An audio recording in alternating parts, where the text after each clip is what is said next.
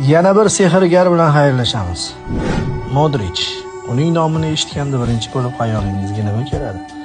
Masalan, Zidandan o'sha mashhur fint, Iniestadan ajoyib aylanib olish yoki finaldagi gol, Zlatandan allambalo gol. Uni nima deb eslaysiz? Modrich deganda birgina harakati emas, juda ko'p ajoyib o'yinlar xayolga keladi. Bu xuddi Google'dan bir narsani so'raganingizda juda ko'p informatsiya chiqaradigandek gap. Ha, u shunaqa miyani sun'iy intellektga aylantira oladigan futbolchi. Hatto undagi rang-baranglik Messi va Ronaldoda yo'qdek.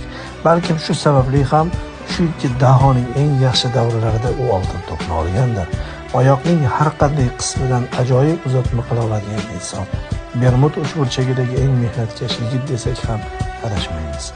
U ketyapti. Real Madridda ilk mavsumida muxlislarni qanchalik o'z o'yini bilan xafa qilgan bo'lsa, hozirda shu darajadan yuqori mehrli ko'zlarga qarab Bernabeuni tark etmoqda.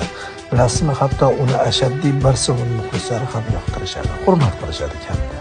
Ha, shunday. Futbolga mehri bor har qanday odamning qalbidan joy ola bilgan futbolchi.